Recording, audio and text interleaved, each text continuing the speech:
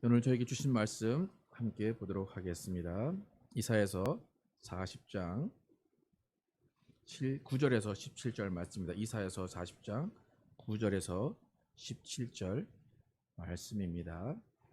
제가 먼저 읽고 교독하도록 하겠습니다. 함께 읽도록 하겠습니다. 시작. 아름다운 소식을 시온에 전하는 자여, 너는 높은 산에 오르라. 아름다운 소식을 예루살렘에 전하는 자여, 너는 힘써 소리를 높이라. 두려워하지 말고 소리를 높여 유다의 성읍들에게 이르기를 너희의 하나님을 보라 하라. 보라, 주 여호와께서 장차 강한 자로 임하실 것이요 친히 그의 팔로 다스실 것이라. 보라, 상급이 그에게 있고 보응이 그의 앞에 있으며 그는 목자같이 양떼를 먹이시며 어린 양을 그 팔로 모아 품에 안으시며 젖먹이는 암컷들을 온순히 인도하시리로다. 누가 손바닥으로 바닷물을 헤아렸으며 뼘으로 하늘을 쟀으며 땅에 티끌을 되담아 보았으며 접시 저울로 산들을 막대 저울로 언덕들을 달아보았느냐. 누가 여호와의 영을 지도하였으며 그의 모사가 되어 그를 가르쳤으랴. 그가 누구와 더불어 의논하셨으며 누가 그를 교훈하였으며 그에게 정의의 길로 가르쳤으며 지식을 가르쳤으며 통달의 도를 보여주었느냐. 보라, 그에게는 열방이 통에 한 방울 물과 같고 저울의 작은 티끌 같으며 섬들은 떠오르는 먼지 같으리니 레바논은 땔감에도 부족하겠고 그 짐승들은 번제에도 부족할 것이라. 그의 앞에는 모든 열방이 아무것도 아니라 그는 그들을 없는 것 같이 빈 것 같이 여기시느니라. 아멘. 하나님을 바라보는 투명하고 진실한 사람이란 제목으로 오늘 나누겠습니다. 우리가 이사를 통해서 하나님이 어떠한 분이시고 우리의 신앙의 기준이 어떠해야 하는지를 함께 나누고 있습니다. 지난주 우리 설교에서도 설명했지만 하나님의 선택을 받은 이스라엘 백성은 하나님보다 우상을 따르는 삶을 살았습니다. 하나님의 말씀을 어기면서 하나님이 실망하시는 삶을 살아갔고 결국에 하나님은 이스라엘을 바벨론의 포로로 보내시고 그들을 흩으시면서 하나님의 뜻을 이루어 가십니다. 그래서 이스라엘은 바벨론에서 70년 동안 포로 생활을 하게 됩니다. 하나님은 분명히 이스라엘을 선택하실 때 내가 너희의 하나님이 되겠다라고 말씀하셨습니다. 레위기 26장 12절에 보면 나는 너희 중에 행하여 너희의 하나님이 되고 너희는 내 백성이 될 것이니라 라고 하나님은 이스라엘을 선택하시고 이스라엘의 하나님이 되시기로 약속을 하셨습니다. 이스라엘의 하나님이 되시고 이스라엘은 하나님의 백성이 된다고 하셨는데 하나님은 포로 생활로 이스라엘을 보내십니다. 포로 생활이라는 것은 고난이고 가난이고 고통입니다. 자신의 자녀를 일부러 고난과 고통 가운데 있게 하는 부모는 없습니다. 그런데 결국 하나님은 자신의 백성들을 포로로 잡혀가게 두십니다. 자신의 백성들에게 재앙을 내리시고 심판하시는 모습은 우리가 생각하는 오래 참으시고 자비하신 하나님의 모습과는 사뭇 다릅니다. 그런데 이 모든 내용들을 이미 하나님이 이전에 경고하셨고 이전에 이미 약속을 해놓으신 것들입니다. 레위기 26장을 계속 보면 이스라엘의 대표자 모세와 세우신 언약 가운데 너희가 우상을 섬기지 않으면 너희가 나의 말을 청중하면 너희가 내 규례를 따르고 명령에 준행을 하면 내가 너희를 보호하고 너희를 살피겠다 그렇게 말씀하십니다. 그런데 그 반대로 그와 동시에 경고하시는 것은 뭐냐면 너희가 나를 그렇게 섬기지 않으면 벌을 7배나 더하겠다 그렇게 말씀을 하십니다. 그러니까 이스라엘이 바벨론 포로로 끌려간 것은 그 벌을 7배나 받는 것에 속하는 것입니다. 그러니까 하나님은 이스라엘의 하나님이 되셨지만 그들에게 이미 너희가 나를 잘 따르고 내 말을 청중하면 너희를 복주고 복줄 것이지만 그렇지 않으면 너에게 벌을 7배나 하겠다 하시면서 그 약속하신 것들을 지키시는 모습이 구약 가운데 계속 나오게 됩니다. 그러니까 내가 너희 하나님이 되겠다라고 하는 그 의미가 내가 너에게 모든 것을 잘 되게 해줄게. 너희가 어떤 길을 가더라도 너희가 어떤 행동을 하더라도 그냥 난 눈 감고 너희를 잘 되게 해줄게. 그것이 아닙니다. 고아원에 있는 아이에게 양부모가 나타납니다. 양부모가 그를 입양을 합니다. 그러면 그 양부모에게는 그 아이를 먹여주고 재워주고 입혀주고 교육해야 되는 의무가 주어집니다. 그런데 실제적으로 그 아이를 키워주고 먹여주고 재워주는 것은 전적으로 그 아이를 위한 일 같지만 실제적으로 보면 그 부모가 좋아서 하고 그 부모의 기쁨을 위해서 하는 일이기 때문에 그 아이를 입양을 합니다. 그래서 그 부모는 그 아이를 집으로 데리고 와서 좋은 가정을 만들어주고 좋은 교육으로 올바른 길을 가게 해줍니다. 그러니까 그를 기도해야 하는 의무가 있습니다. 그러니까 먹여주고 재워주는 것만이 아니라 그를 올바른 사람으로 키워야 하는 의무가 양부모에게 있는 겁니다. 그러니까 하나님께서 내가 너희 하나님이 되겠다, 너희는 나의 백성이 되겠다라고 하신 것은 그냥 이스라엘을 지키고 보호하겠다 그것만이 아니라 이스라엘을 올바른 길로 인도하겠다는 것이 하나님의 뜻입니다. 그러니까 결국에는 말 안 들으면 벌을 내리고 말을 잘 들으면 상을 주면서 그들을 올바른 길로 인도하시는 것이 하나님의 뜻입니다.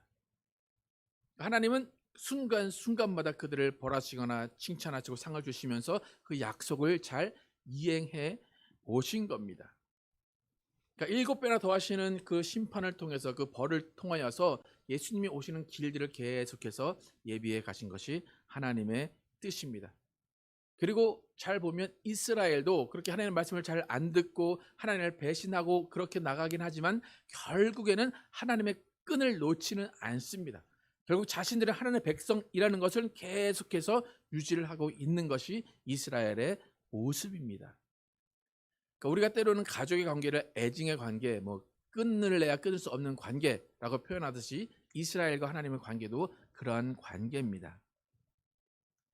그러니까 하나님이 이스라엘에게 복을 주실 때도 있고 이스라엘에게 벌을 주시고 사람들을 죽이시고 그렇게 그들을 심판하실 때도 있지만 그들과 하나님의 관계는 계속해서 유지가 되어 오고 있습니다. 이런 하나님과 이스라엘과의 관계가 유지되어 올 수 있었던 근본적인 이유는 하나님께서 내가 너희의 하나님이 되겠다라고 하신 말씀을 지키셨기 때문입니다. 그래서 원칙으로 삼으시고 그것을 변경한 적이 없으시기 때문입니다. 그러니까 이스라엘의 죄를 저지르고 하나님은 이스라엘을 죽일지라도 그래도 나는 너희의 하나님이고 너희는 나의 백성이다 라는 그 원칙이 벗어나지 않았다는 겁니다. 그렇기 때문에 오히려 이스라엘이 하나님을 바라보지 않는 그 상황 가운데서 하나님은 나는 너희 하나님이야 나를 계속 바라봐 라고 하나님이 말씀하십니다. 오늘 말씀하시는 그 말씀의 첫 번째가 그겁니다. 아름다운 소식을 시온에 전하는 자여 라고 시작하는데 그 아름다운 소식을 시온에 전하는 자를 선택하셔서 부르신 이유, 그 이유는 이스라엘에게 지금 하나님을 저버리고 하나님을 실망해서 하나님을 떠나려고 하는 떠나 있는 또 하나님께 마음을 돌린 이스라엘에게 다시 한번 나를 바라보라 하시는 그 의미로 아름다운 소식을 시온에 전하는 자를 선택하시고 그를 부르신 겁니다. 아름다운 소식을 시온에 전하는 자, 그가 전하는 내용의 결론, 핵심은 뭐냐면 너희의 하나님을 보라라는 것입니다. 너희의 하나님을 보라. 지금 이스라엘의 상태를 단번에 알 수 있습니다. 이스라엘이 하나님을 바라보지 않고 있다는 겁니다. 하나님을 의지하지 않고 있다는 겁니다. 하나님이 살아계신 것을 알지만 그들은 하나님을 외면하고 있다는 겁니다.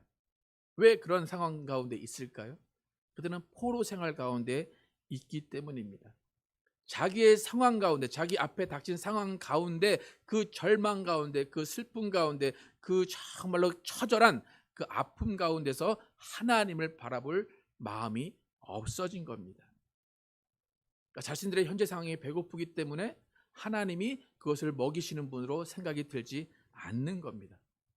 하나님을 바라봐도 소용없다는 마음이 이스라엘 가운데 많이 있는 겁니다.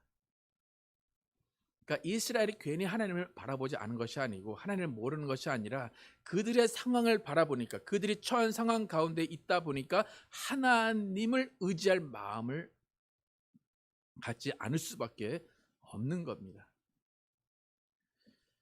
우리도 분명히 이론적으로는 하나님 우리를 지키신다, 하나님을 바라봐야 된다라는 것을 잘 알고 있습니다. 하나님 우리의 보호자시고 우리를 지키시는 분임을 우리는 잘 알고 있습니다. 모르는 게 아닙니다. 그런데도 불구하고 우리는 하나님이 계신가라는 의심을 하면서 하나님을 바라보지 않을 때가 많이 있습니다. 지금 구약 역사의 마지막 가운데 바벨론 포로 시기 가운데 제3자를 통해서 하나님은 이스라엘에게 나를 바라보라 라고 말씀하십니다. 하나님이 이 말씀을 하실 수 있는 이유는 하나님은 결코 이스라엘을 포기하신 적이 없기 때문입니다. 이스라엘 하나님이 되지 않으시려는 마음이 아니기 때문입니다. 그런데 이렇게 하나님을 보라라고 할 때 이 아름다운 소식을 시온에 전하는 자가 전한 하나님은 어떤 하나님인가? 이사야서 40장 10절과 11절 함께 읽도록 하겠습니다. 시작. 보라, 주 여호와께서 장차 강한 자로 임하실 것이요 친히 그의 팔로 다스리실 것이라. 보라, 상급이 그에게 있고 보응이 그의 앞에 있으며 그는 목자같이 양떼를 먹이시며 어린 양을 그 팔로 모아 품에 안으시며 젖먹이는 암컷들을 온순히 인도하시리로다. 하나님을 바라보라 하는데 그 바라봐야 되는 하나님은 강한 하나님입니다. 너희의 어려움에서 건져낼 수 있는 하나님이다 말씀하시는 겁니다. 그리고 하나님은 동시에 온순하신 하나님, 온순한 목자라고 말씀하십니다. 그래서 강하고 온순한 하나님을 바라보라 라고 말씀하십니다. 또 15절에서 17절 함께 읽어보도록 하겠습니다. 시작. 보라, 그에게는 열방이 통에 한 방울 물과 같고 저울의 작은 티끌 같으며 섬들은 떠오르는 먼지 같으리니 레바논은 땔감에도 부족하겠고 그 짐승들은 번제에도 부족할 것이라. 그의 앞에는 모든 열방이 아무것도 아니라 그는 그들을 없는 것 같이 빈 것 같이 여기시느니라. 한마디로 말하면 주님 같은 강한 자는 없다는 겁니다. 너희가 아무리 우상을 찾고 아무리 돈을 의지하고 아무리 사람들을 의지해 봐야 하나님보다 못한 것들이다 라고 말하는 겁니다. 하나님이 이런 것들을 해줄 수 있기 때문에, 하나님이 이런 존재이기 때문에 하나님을 바라보라 라고 아름다운 소식으로 그들에게 전하고 있는 겁니다. 하나님은 분명히 이러한 존재입니다. 그런데 참 신기한 것은 우리가 하나님이 이런 존재라는 것을 믿고 있지만 우리가 어려운 일을 당할 때, 우리가 슬픔 가운데 있을 때, 우리가 낙심 가운데 있을 때 우리는 의외로 하나님을 주목하지 않는다는 겁니다. 어떻게든 내가 해보려고 하고 내가 노력해보려고 하고 결국 내가 해도 안 될 때에 돼서야 하나님을 바라보게 되는 것이 우리입니다. 때로는 하나님을 바라봐야 되는데 그 하나님을 바라봐야 된다는 생각조차 안 들어서 그냥 넋놓고 주저앉아 있을 때가 있는 것이 우리의 삶의 모습입니다. 모세가 이스라엘을 이끌고 광야로 갔을 때 광야에서 뱀을 물리게 하신 하나님, 그 하나님께서 다시 그들을 살리시기 위해서 놋뱀을 달아서 보게 하셨습니다. 그러면 그 놋뱀을 바라보는 자들은 삽니다. 그런데 그 놋뱀을 바라보라는 그 외침 속에서도 내가 뱀에 물렸어, 내가 피가 나, 이 이빨 자국을 봐라고 하면서 그 상황만 바라보다가 놋뱀을 바라보지 못한 사람들은 그냥 죽어갈 수밖에 없었습니다. 그러니까 이성과 생각으로 하나님을 바라보라라는 것이 우리에게 이해가 가지만 우리는 실제 상황에 벌어지면 그 상황 가운데 우왕좌왕하면서 하나님을 바라보지 못할 때가 많다는 겁니다. 그럼 예수 믿어도 고난받고 예수 믿어도 어려움이 있고 예수 믿어도 우울하고 예수 믿어도 힘들 때가 많이 있습니다. 그러니까 제가 많은 가정을 봐도 말을 안 해서 그래서 수많은 가정들이 어려움을 다 하나씩은 가지고 있습니다. 그런 상황 가운데 낙심하고 힘들어하고 하지만 겉으로는 하나님을 바라본다고 하지만 나는 하나님을 의지할 용기가 안 나요, 하나님을 의지할 힘이 없어요 라고 말하시는 분들도 많이 있습니다. 또 어떤 분들은 그냥 그 상황을 적응해 갑니다. 이 상황은 그냥 나에게 주어진 거구나, 이 상황은 하나님도 어쩔 수 없나 보다 라고 적응하면서 순응해 갑니다. 하나님은 우리에게 너희가 처한 어려움, 너희가 처한 상황에 순응하고 적응하라 라고 하지 아니하시고 나를 바라보라 라고 하십니다. 그리고 바라보는 하나님은 강한 하나님이시고 온순하신 목자라고 말씀하시고 나와 같은 이는 아무도 없다 라고 말씀하시면서 하나님을 바라보라 말씀하십니다. 우리가 교회 와서 찬양하고 교회 와서 말씀 듣고 교회 와서 부르짖어도 그것이 진정한 하나님을 바라보는 것이 안 된다면 우리는 그냥 순간적인 그냥 만족일 뿐입니다. 하나님은 우리에게 하나님을 바라보라 라고 하십니다. 그렇다면 하나님을 바라보라 하신 그 하나님이 어떠한 분인가를 우린 잘 알아야 됩니다. 오늘 본문 12장 12절에서 14절에 보면 누가 손바닥으로 바닷물을 헤아렸으며 뼘으로 하늘을 쟀으며 땅의 티끌을 되에 담아 보았으며 접시 저울로 산들을 막대 저울로 언덕들을 달아 보았으랴. 누가 여호와의 영을 지도하였으며 그의 모사가 되어 그를 가르쳤으랴. 그가 누구와 더불어 의논하셨으며 누가 그를 교훈하였으며 그에게 정의의 길로 가르쳤으며 지식을 가르쳤으며 통달의 도를 보여주었느냐 라고 이런 하나님이다. 나는 이런 하나님이니까 나를 바라보라 라고 하나님이 근거를 제시하십니다. 지금 읽었지만 하나님은 손바닥으로 바닷물을 헤아릴 수 있는 분이십니다. 뼘으로 하늘을 잴 수 있는 분이십니다. 이 세상에 어떤 신도 어떤 사람도 이러한 일을 할 수 있는 존재는 없습니다. 하나님은 이런 하나님을 알고 이런 하나님을 바라보라 라고 말씀하십니다. 근데 그냥 지식으로 알아라 그것이 아니라 믿음으로 알라는 겁니다. 믿음으로 하나님을 바라볼 때 이러한 일이 우리 가운데 실제로 이루어지는 겁니다. 하나님을 믿고 의지하는 겁니다. 하나님을 믿고 안심합니다. 하나님을 믿고 평안합니다. 하나님을 믿고 기뻐하는 것입니다. 하나님이 어떠한 분이신지를 알고 그다음 믿은 다음에 하나님을 바라볼 때 이러한 하나님의 모습이 우리 가운데 적용이 되는 겁니다. 오늘 우리가 읽은 본문 가운데 보라라는 말이 4번이나 나옵니다. 그러니까 하나님을 안다고 하지만 하나님이 계시다고 알지만 하나님을 바라보는 믿음이 없이는 하나님의 강함, 하나님의 온순하신 목자의 모습을 우리가 이렇게 체험할 수 없다는 겁니다. 여러분 어떤 상황 가운데 우리가 있을지라도 하나님은 변하지 않습니다. 우리가 어떤 절망 가운데 있을지라도 하나님은 변하지 않습니다. 그렇기 때문에 우리는 하나님을 바라볼 수가 있는 겁니다. 세상을 창조하신 하나님, 강한 하나님, 우리를 이끄시는 하나님은 항상 그 자리에 계십니다. 여러분 과연 여러분이 내가 하나님을 바라보고 있는가? 내가 과연 하나님을 바라보는 삶을 살고 있는가 다시 한번 생각해 보시기 바랍니다. 제가 오늘 설교를 준비하면서 과연 하나님을 바라보는 것이 무엇인가, 하나님을 바라보는 증거가 내 삶 가운데 어떻게 나타날까 생각을 해봤는데 그 가장 큰 증거로는 우리가 우리의 삶을 살 때 우리의 삶을 포장하지 않는 것, 우리의 삶을 무슨 척하며 살지 않는 것, 그것이 바로 하나님을 바라보는 것이다 라고 결론을 내렸습니다. 아파도 안 아픈 척, 슬퍼도 슬프지 않은 척, 없어도 있는 척, 신령한 척, 믿음 있는 척 하는 사람들은 하나님을 바라보는 것이 아닙니다. 모든 것을 감추고 살고 남에게 들키고 싶지 않고 남에게 드러내고 싶지 않고 그것은 하나님을 바라보는 것이 아닙니다. 여러분 교회 안에서 진정성이 사라져 간다. 그것은 교회 안에서 하나님을 바라보는 사람이 적어지고 있다는 겁니다. 교회는 안으로는 썩어가고 있는데 겉으로 화려함을 드러낸다면 교회는 하나님을 바라보고 있지 않은 겁니다. 우리가 하나님을 바라보고 있다면 우리 안에 거짓과 위선과 척은 없어져야 됩니다. 오히려 연약한 모습을 보여주고 그것을 나누며 서로 위로하고 서로 사랑하는 모습, 그것이 하나님을 바라보는 삶입니다. 우리 찬양 가운데 내 모습 이대로 받으셨네 라는 찬양이 있듯이 우리의 모습을 이대로 받으십시오라고 내어놓고 하나님의 도우심을 바라보는 것이 하나님을 바라보는 것입니다.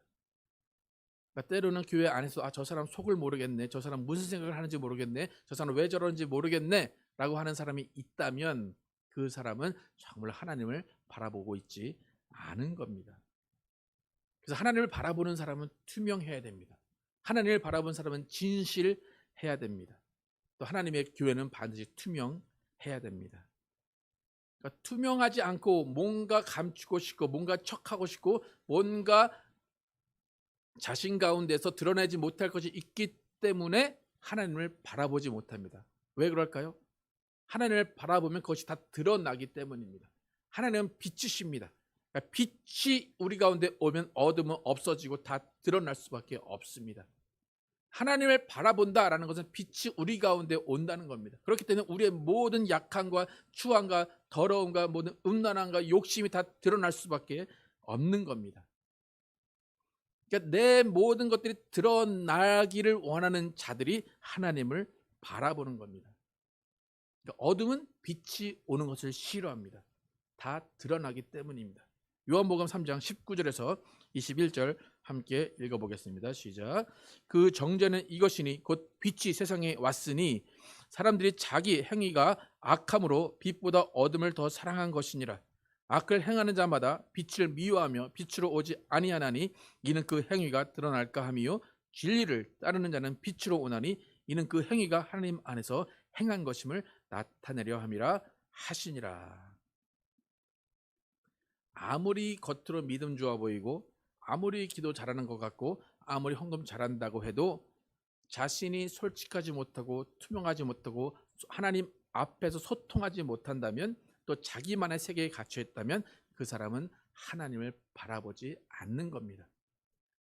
오히려 자기 안에서 자기만을 바라보는 겁니다. 자기만을 의지하는 겁니다. 또 에베소 5장 8절에서 13절 함께 한번 읽어보겠습니다. 시작. 너희가 전에는 어둠이더니 이제는 주 안에서 빛이라.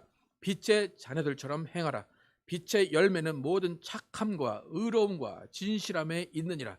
주를 기쁘시게 할 것이 무엇인가 시험하여 보라. 너희는 열매 없는 어둠의 일에 참여하지 말고 오히려 도리어 책망하라. 그들이 은밀히 행하는 것들은 말하기도 부끄러운 것들이라. 그러나 책망을 받는 모든 것들은 빛으로 말미암아 드러나나니 드러나는 것마다 빛이니라. 은밀하게 자기만 아는 죄, 은밀하게 자기만 짓는 죄, 그 죄를 계속 반복하는 사람은 하나님을 바라보고 있지 않다는 증거입니다. 그러니까 계속 어둠 가운데 자신의 죄를 행하려고 하고 어둠 가운데 자신이 짓는 죄를 계속해서 행하려고 하기 때문에 빛을 싫어하고 하나님을 바라보지 않는 겁니다. 여러분, 하나님을 바라보는 빛의 사람이 되시기를 축복합니다. 하나님을 바라보시는 투명한 사람이 되시기를 축복합니다. 하나님을 바라보시는 진실하고 겸손한 사람이 되시기를 축복합니다. 하나님은 변함없으십니다. 하나님은 빛으로 이 세상을 비추고 계십니다. 그렇기 때문에 우리가 어떠한 사고를 치더라도 어떠한 하나님 앞에 내놓을 부끄러움이 있더라도 하나님 앞에 내어놓고 회개하고 하나님을 찾으면 하나님은 우리를 만나주시고 우리를 위로하시고 용서하시고 회복시켜 주십니다.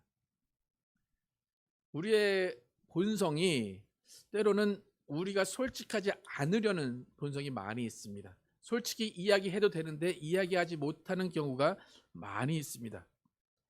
특별히 남자분들 같은 경우에는 무슨 어려움이나 걱정이 있을 때 말하면 되는데 말을 하지 않을 때가 있습니다. 또 아파도 말을 하지 않을 때가 있습니다. 그러다 보면 시간이 지나면 그 병이 더 커지고 그 어려움이 더 커지게 됩니다. 그리고 와이프나 그 가족들이 왜 이걸 이제야 얘기했냐라고 이야기를 합니다. 아이들도 뭔가 사고치고 뭔가 부모에게 솔직히 말하면 혼날 것 같으니까 부모에게 얘기 안 할 때가 있습니다. 그러면 그 일은 더 커지고 그 부모는 다른 사람에게서 그 이야기를 듣게 됩니다. 이게 인간의 본성인 것 같습니다. 가장 가까운 사람을 의지하고 그에게 모든 것을 나누어 주고 나눌 것 같지만 오히려 그렇지 않은 것이 인간의 본성입니다. 지금 이스라엘이 하나님을 배반하고 있는 상황, 하나님을 떠나 있는 상황, 하나님을 의지하지 않는 상황 가운데 하나님은 내가 너를 위로한다 말씀하십니다. 나를 바라보라 말씀하십니다. 그리고 구차하게 하나님 나는 이런 존재야 라고 그의 능력을 일일이 다 말씀하십니다. 그것은 너희가 빨리 빛으로 나오라는 겁니다. 너희가 나를 의지해라는 겁니다. 너희가 죄를 회개하라는 겁니다. 너희가 음란한 죄에서 회개하고 그 음란한 곳에 있지 말라는 겁니다. 하나님은 우리와 함께 하시기를 원하십니다. 하나님을 등지는 것을 원치 않으십니다. 예수님은 빛으로 오셨습니다.